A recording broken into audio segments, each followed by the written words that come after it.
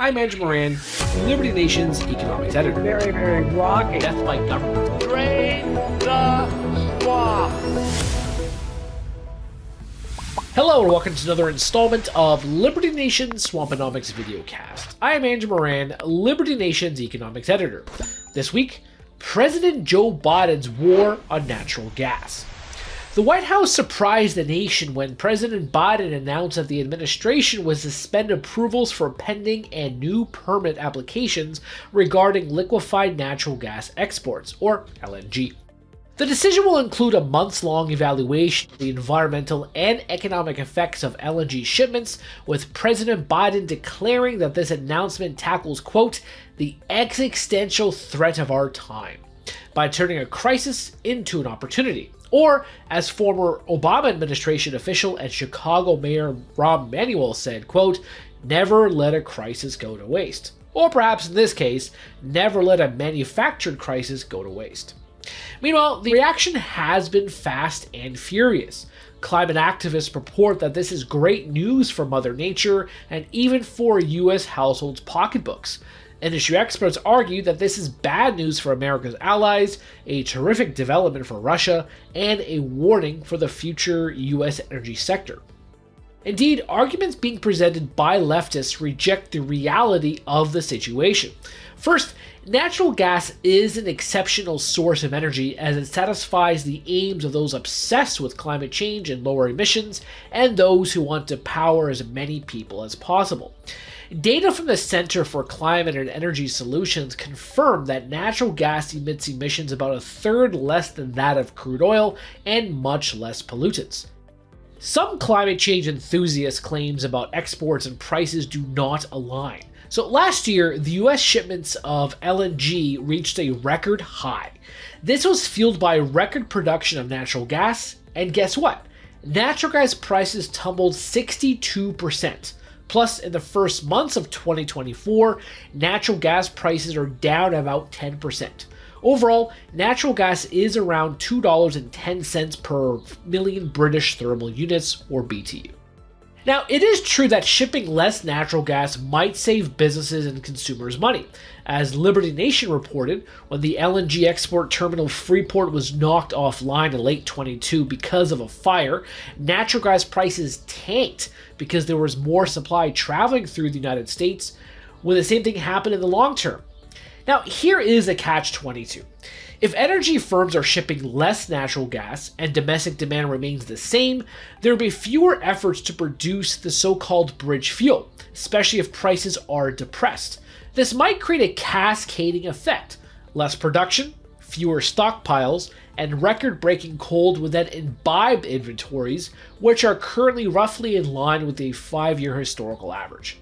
Of course, government intervention will always trigger unintended consequences. Third, if environmentalists were realists and cared about humanity more than employing authoritarian might, they would realize that restricting LNG exports would prevent third world countries from accessing this cleaner fuel. As was witnessed in 2022 and 2023, countries accelerated production and imports of coal. In the year ahead, Asian nations will account for most of the global demand. Looking further ahead, the International Energy Agency does not expect international consumption of coal to decline until 2026. Ultimately, the Biden administration is caving to the demands of radical climate activists rather than assessing reality. But what is funny about all of this is that there's an exemption in the Department of Energy's mandate. This act would be abandoned if there is an emergency or a threat to national security. So, this provision concedes that renewables are unreliable. But while there is debate between the energy industry and the climate grifters, other observers contend that the administration's recent announcement might be another shot at Texas. Texas is one of the world's largest LNG producers. But this is not the entire story. This past summer, Texas announced that new LNG export facilities were being constructed to match global demand, with some estimates suggesting that these would add tens of billions of dollars to the Texas economy every year.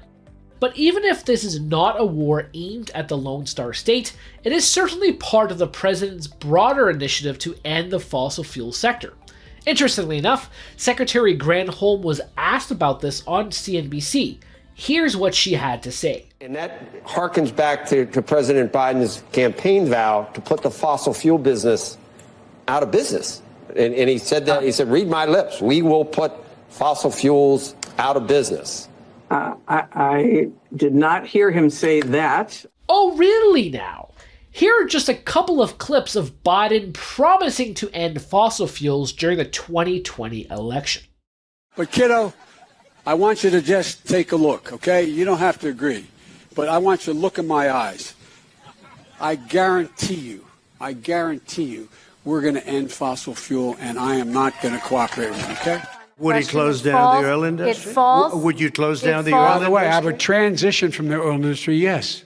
Oh, I will that's transition. a big statement. It is a big statement. That's a because big statement. I would stop. Why would you do that? Because the oil industry pollutes significantly. It has to be replaced by renewable energy over time. Now, of course, both Big Oil and Big Green should not be getting any federal subsidies. But if you want to hand out taxpayer dollars to the more successful of the two, oil and gas did more to achieve prosperity, save lives, and cushion the blows from Russian President Vladimir Putin's invasion of Ukraine. That said, Biden's war on natural gas will inevitably backfire. But this is not only Biden's war, it's also New York's and California's. First, they came for LNG exports, then they will come for gas stoves. That's it for me this week. Please read my full Swamponomics column on the pages of LibertyNation.com, and be sure to check out my previous Swamponomics TV videos and interviews. Thank you. I'm Andrew Moran, Liberty Nation's economics editor. Very, very rocky. Death by government. Drain the